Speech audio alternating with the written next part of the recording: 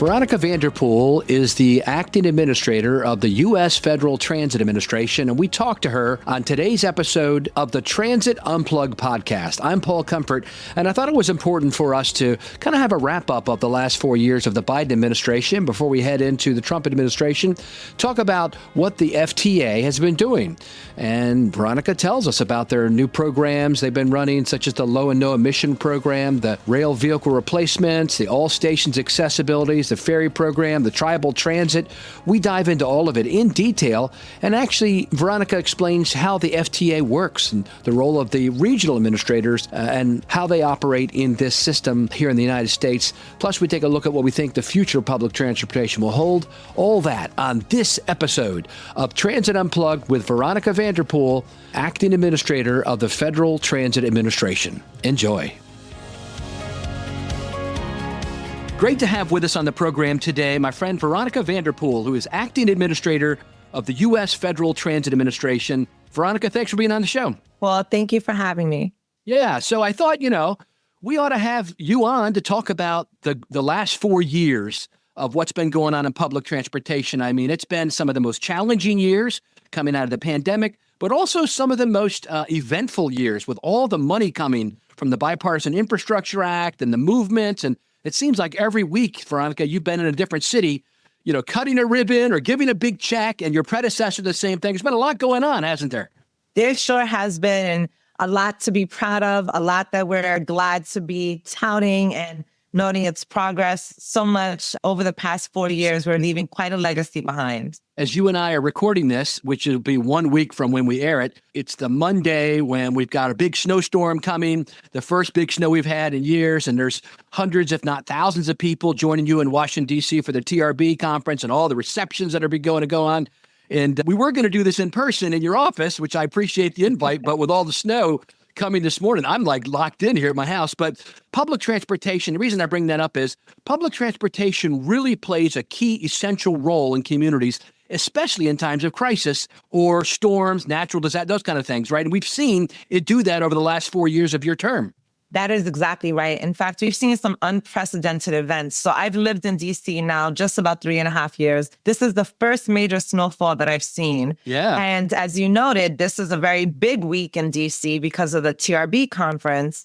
And activities and events are still ongoing. And I have no problem getting to my venue later because I'll be using WMATA's metro system, right? Oh, yeah. And while federal offices are closed in the city and schools are closed and many businesses are closed, TRB is able to continue on because we have a functioning, strong, and well-funded and invested transit network in the metro system operated by WMATA. So I expect to have no problems getting in. But transit continues to serve as that lifeline. So many individuals who have to rely on a personal vehicle, may not have that option of a transit system in their community. But those of us that do have that privilege and that option and that proximity, we're very fortunate to be able to say, I'm going to walk to my nearest metro station and hop on, the next train. And it has actually allowed me as the most official senior transit person in the country to not own a vehicle because Wow. I live community where I can take transit, I can walk, I can bike, and when and if needed, I can use a rideshare vehicle. So I have a lot of options, but I recognize communities across the United States don't always have those options. And that's really what the Federal Transit Administration tries to do. Yeah, let's talk about that. Yes, our mission is to improve America's communities through public transportation. So we are a very unique structure in this country. Many countries do not have a federalized agency that is supporting public transportation in the ways that we do across 50 different states, different territories, across different geographies, and certainly many different constituencies and abilities and modes of public transit.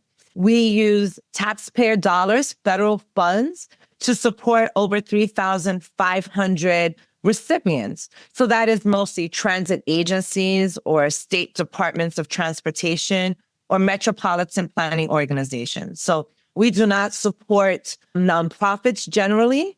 There's some programs within FTA that do support those entities, but by and large, most of our funding goes to those three groups of recipients.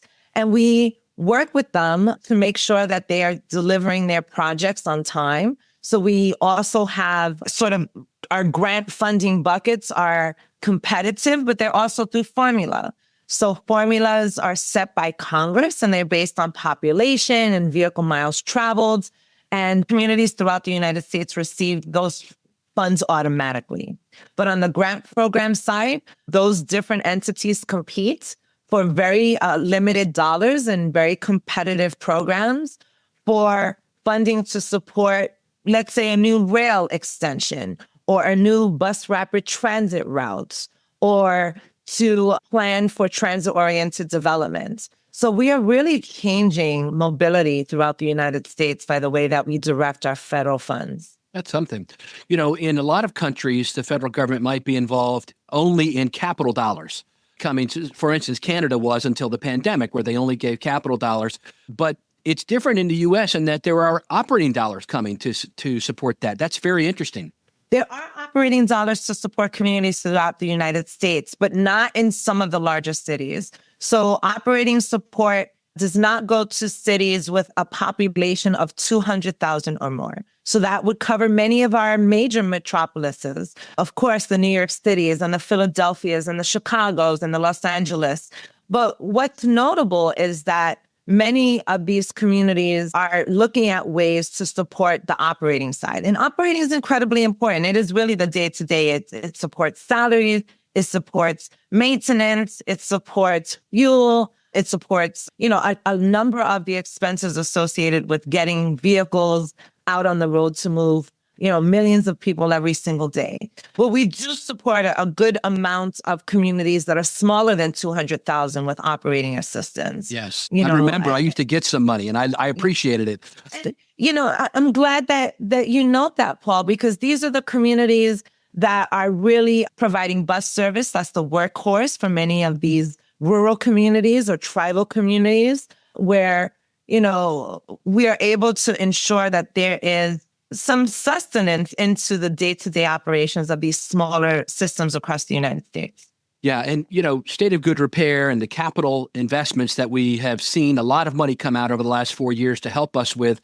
I mean, that's really what's going on in New York City right now. I don't know if you want to comment on it, but this is a very interesting week as well, because it's the first week for congestion charging to come to the U.S. Of course, they have it in London. I've seen it there in operation. I've been to Singapore and seen it in operation there and heard from Jeremy Yap and how that investment in their system is so key and important. And in big cities, like you mentioned, that don't get operating dollars, they still have even bigger needs for capital investments. And that's where all the money, right, from the congestion charging is supposed to go in New York City.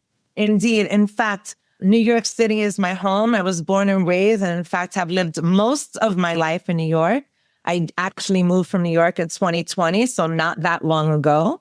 And I have a special relationship with public transportation, not just as a user of the system all of my life, having grown up in the Bronx, one of the 5 boroughs of New York City, but having been an advocate for public transportation since 2007. And funny enough, I was an advocate for congestion pricing. That's how I started my career. Is that right? In public transportation. Wow. At the time, Mayor Bloomberg was in office, and he had proposed a sweeping environmental blueprint plan, and congestion pricing was just one of 127 initiatives proposed at the time.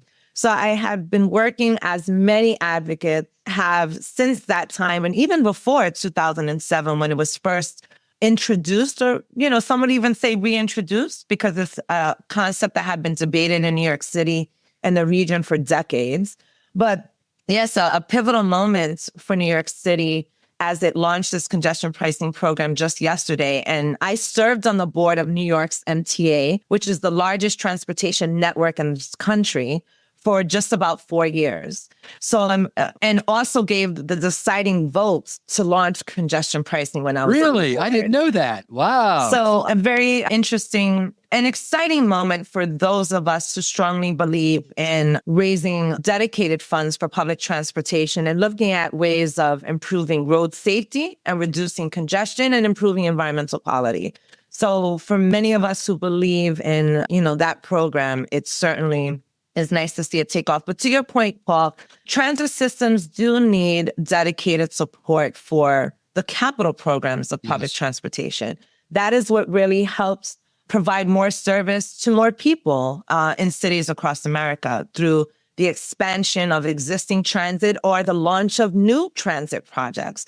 And you need capital dollars. And New York, as many states in this country, Washington State recently passed legislation to invest significantly in public transportation, but New York State, Washington State, many others have really committed to funding public transportation on the capital side. And it does need a combination of federal support, state support, and local support. Yeah, I do want to comment on that. I think you know, but for 5 years, I worked in Washington, D.C. As a contractor with MV Transportation running the paratransit system, the ADA paratransit. And it was, one of the highlights of my career. And I was so happy that you guys have funded almost 100 stations across America to upgrade them, making them accessible for the very first time for people with disabilities. These were stations that were built before the ADA was passed in 1990. But I want to thank you because I'm a passionate advocate for the needs of people with disabilities and the elderly. I feel like they're the ones that really need our services the most. And so we need to give them the most. We need to reach out to them further than maybe other folks and say, here, we're going to make sure that you definitely can use this. Because without it, you could be stuck. You could be like a lot of people are today, like I am right now, not able to get out of my house. So, but with that investment, that has made, probably hundreds of thousands of more people able to use public transportation. Absolutely. And I appreciate you noting accessibility. That has been a priority and a goal of this administration. But frankly, it should be a priority and a goal of every administration, of every federal transit program. Because what it does, it strengthens our economies and makes sure that all members of our communities can be active members of their society. They can participate in church activities and school activities and connect with each other, essentially connecting with everything that matters. And through our All Stations Accessibility Program, the one that you largely referenced, we have been able to update nearly 100 stations across the country. Many of them are still in development and progress. But putting these funds, particularly towards some of these stations in communities that have the oldest rail and train infrastructure, makes a big difference. This means that someone who may be mobility impaired doesn't have to skip 3 station stops in order to get to work or to connect to their doctor appointment. It may mean that they can walk to the station stop in their neighborhood and get on a train there. That's right. This is a time savings, but it's also important, again, to making sure that people have access to opportunity, that they can work at their local library if they chose. And while this is particularly important for those who are older, those living with disabilities, it's important for people who've just broken their foot and are in crutches for the day, or a parent who is pushing a stroller and wants to take, their child to the zoo and does not want to drive, right? So then these deliver benefits for so many individuals beyond those who are most reliant on public transportation. And we're really proud of that. Let's talk for a minute about, if you would, about the low and no emission grants. That's been another key initiative of the Biden administration and DOT and FTA. I mean, $5 billion. Come on now. That's the significant investment, Paul. And it's really an investment in reducing pollution in communities across America, in every size community, whether you're a small rural community to one of the biggest cities across the United States. And reducing pollution is everyone's goal. No one wants to be in a community or live in a community or work in a community where air quality is bad. And you certainly don't want to be a user of a system where you have outdated vehicles, right? Our personal vehicles have been upgraded with the latest and cleanest technology. We've seen cars get cleaner over generations. And we are now investing in buses and other transit modes to get cleaner in the same way with new technology. So we spent a lot of money, $5 billion, on buses and in buses to upgrade to the newest, cleanest technology. In doing so, we're supporting an American base of manufacturing, buses domestically produced in the United States. So in this administration, we would have had nearly 6,000 buses either operating on the grounds, ordered or manufactured. It's almost 6,000 in those three buckets from our $5 billion investment. And, what that means is we are making it easier for communities to achieve so many goals. And again, making sure that our communities remain healthy communities for everyone. So very, very proud of that investment, very proud to support domestic manufacturing in this country. American-made buses is a very big deal. But then again, really proud to be reducing pollution in the ways that we have been. One last specific program I want to call out because it means a lot to me. I started my career in right here in Queen Anne's County, Maryland, in rural America, running a small bus system. But another one that doesn't get a lot of attention is tribal transit. My good friend Kendra Sue McGady, Scott Bogren is CTAA, all them, this is their passion. Obviously, Kendra works there, Televan Transit, and you all have increased funding by 31% to help tribal transit. And this is an area, again, where without this service, people could be stuck and not be able to have any mobility. And we know that mobility equals life. So you've got to have mobility to really live a full life and to enjoy all that life has to offer. And you've helped make that happen. Thank you, Veronica. Thank you, Paul. And, I want to note quite a few things on this. So Scott and Kendra, I know well. They are wonderful, wonderful advocates for rural and tribal communities. We're so glad to have had their partnership in so many of our initiatives and glad to see them advance so much of their work. We have really put a great deal of emphasis on making it easier for tribal communities to successfully compete for this money. So one way we've done that is we've actually eliminated the local match for tribal communities because typically when the federal government invests and when FTA invests, we do an 80-20 split. Right. And we expect local communities to contribute 20% of the project cost. We want to know that there is local support for our federal investments.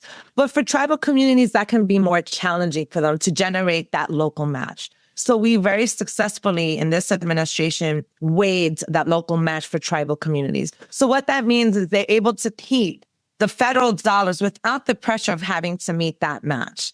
We've also made it so much easier to apply for these funds. So we have reformatted the tribal application so it is so much simpler. We've reduced the word count. We've taken out the jargon. We have made it an easier fillable PDF. And that's important because what we've learned in many tribal communities is they're all different sizes with all different sorts of resources. Some of the bigger tribes have resources for grant writing. Some of the smaller, sometimes they close because of salmon fishing season. And they need to get to that work. So they are not working and competing for federal grants during that time. So we recognize that we want to get this money into these tribal communities. I've had the privilege and the benefit in my role to travel across the United States. And I was able to visit Coeur d'Alene in Idaho and a transit service that's provided by a tribe there. And the connection of that service to the local reservations, right? Without this service that is supported by Federal Transit Administration, there would not be a bus to bring members of the community to very needed employment in the reservations and elsewhere. Without that bus, they would have to find an alternative means that would be more costly because it would largely depend on, a private vehicle or sharing a vehicle, et cetera. We're really proud of that. We're proud of making those connections, particularly in our tribal and rural communities. We could talk about so many more of the things that have been done, but let's dive into a little bit about your background and maybe a little bit more, if you don't mind, about the structure of the FTA and how it works, what the role of the administrator is. What are these regional administrators? I know people in Australia may not understand that, but we've got the country broken into regions. Can you walk through that some a little bit, and then let's go into your background? What do you do day to day as the administrator? Let's start with that. What's your role? My day-to-day is working with a really talented team across the United States of 700 plus FTA employees. We have a dedicated team of individuals who come from all sorts of backgrounds: legal, planning, advocacy, nonprofit, financial. who all share in the same mission. And that's really, again, to improve America's communities through public transportation. So we are headquartered in Washington, D.C., in the Department of Transportation headquartered building. And within the Department of Transportation, I'll start very high level. There's 9 different agencies, if you will. Federal Transit is one of those 9. Federal Aviation is another of those 9. Federal Rail, et cetera. And we partner across many initiatives. There's obviously a lot of intersectional work amongst all of the 9. But FTA is broken into 10 regional offices across the United States, and each of those regional offices handles many states. And each office is based in a hub. So we have hubs, for example, in Denver, Colorado, or Los Angeles, California, Washington, D.C., as I noted, Chicago, Illinois. And our regional administrators lead a team. And the team varies in size, anywhere from, 20 to 60 members of the team. And what that regional team, led by the regional administrator, does is they guide our federal investment in that region across those states that they're responsible for. So they're really working closely with those recipients of Federal Transit Administration funds. So again, those transit agencies, those state departments of transportation, those metropolitan planning organizations. And they're working with them to make sure that they are meeting all the federal requirements, such as our environmental regulations under NEPA, our National Environmental Policy Act. They're making sure that they're meeting civil rights obligations. They're making sure they're meeting the legal requirements of the grants, but they're also doing some hand-holding and answering very technical questions from the project sponsors. So our teams are comprised of experts who are engineers, who are experts in project management and oversight, who are experts in legal work, who are working with Transit Agency X to fulfill the requirements of the grant, to deliver the best project for the community, and to answer questions that make them competitive for the next grants that they're applying for. You'll remember that I said we give out money in 2 buckets, automatic formula funding, and then the competitive funding. And many of these transit recipients want to continue to compete successfully for the next, competitive grant cycles. And our team in the regions know them intimately and work closely with them. In many ways, they're their advocates. Our regional administrator and teams, they want to see these projects done well. And I think that's something that's incredibly important. Many people see federal government as bureaucratic and sometimes oppositional, but our team is really the best advocate for transit projects in their region. They want to see those projects delivered well because we've made an investment and we like to see a good ROI on our investment and we like to see successful projects. That's good. I think one other note to make is that they're not politically appointed, right? They are, correct. What do you call that? Civil service, right? Yes, they're civil servants, they're career employees, and many of them bring decades and many of them are new to the work. But yes, they are there over many, many years. So they've acquired a good deal of expertise, but local regional knowledge that we in headquarters don't have. So many times I am out on the road, people will come over to me and say, I have this very specific question, or I am not sure how to do X. And my first question to them is, well, have you met and or engaged with your regional administrator? Because they're the first place you should start. Right. And we in headquarters are not making decisions without engaging with our regional team. They're the experts in the region. Like one you recently hired, Carrie Butler in Region 7, an expert who's been CEO of a number of agencies. When I visit these transit association conferences across the country where I speak, there almost always is a regional administrator there as one of the main speakers, explaining all the latest down into the nitty-gritty details about how to apply for grants, what's available. It's one of the most popular sessions of every state transit association conference is when the regional administrator talks because they're explaining to them, how to access and tap into those federal resources. That's right. And when we're selecting these regional administrators, and I've been involved in a number of interviews over these 4 years, we're selecting the very best individuals who know public transit well and come with stellar credentials because we expect them to make decisions that reflect my decision or the administrator's decision during any given, tenure. Yes. And they have to reflect what overall FTA and what's coming from headquarters, they need to reflect and execute that at the regional level. So we have the most exceptional leaders. And I want to note that most of our leaders in the headquarters across the region are women. In fact, FTA, a stat I'm very proud of, more than 50% of our total workforce is women. That's really reflected in our leadership roles. Yeah. So another thing, talking about a background experience, if you've got a few more minutes, let's talk about your background. So I love the fact that you worked, in transit, not only what you've talked about in New York City, but I think I first became aware of you when you were working with my friend John Sisson in Delaware, right next to where I'm at. I've been very involved with Delaware Transit for many years in being enrolled in Maryland and all. So tell us something about your background, how you ended up first becoming the deputy and now acting. Well, a very interesting path. My background it always is, isn't it? Always. Transit, man, our careers are wild. Well, my background is in environmental science and policy. And of course, we know the intersection there, but that's what I went to school for. And my early jobs were in environmental policy. But as I mentioned earlier, I'm a born and bred New Yorker, born and raised in the Bronx. I love saying that I took 3 buses each way to high school. And that was important for me. I knew the importance of public transportation because I relied on it. So that was very critical and crucial to the formation of my appreciation for public transportation. As I noted earlier, I actually transitioned into transportation in 2007 for a small nonprofit headquartered in Manhattan. And I started working on sustainable transportation broadly in the New York metro region. So that was all of New York State, New Jersey, Connecticut.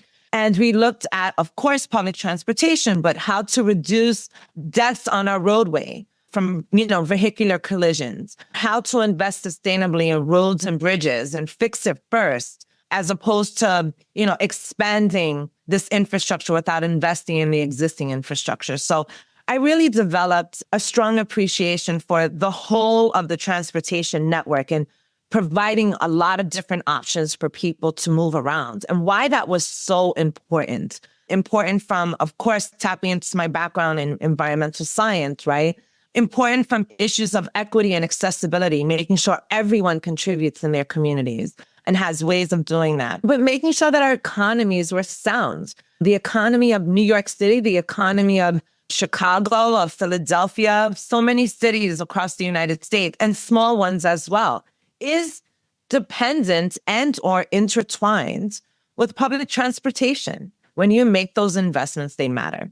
So I have always sought out work in public transportation. I did go from New York into Delaware. I served as its first chief innovation officer at the Delaware Transit Corporation. And that was important because it gave me insight into launching a new transit service in a rural community that was agricultural, that had a lot of migrant workers, and why that was important.